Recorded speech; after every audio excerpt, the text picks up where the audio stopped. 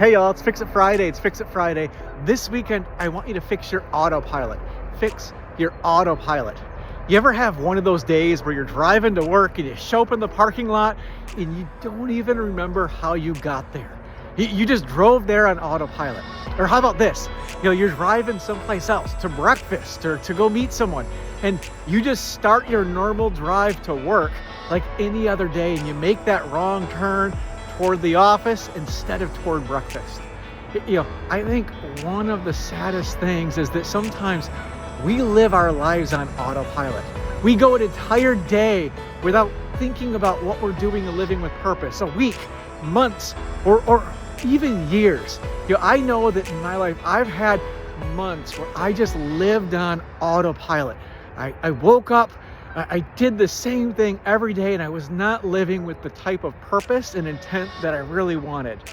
So 3 ideas for you if you're living on autopilot. Number 1, you got to recognize it. Just like when you're 15 minutes into that 30-minute drive to the office and you realize you're just on autopilot, stop and think about it. 2, reset. I shared a couple weeks ago, I did 75 hard, and it's truly transformed my life in so many ways. It was a reset to the autopilot I was living on. And finally, restart.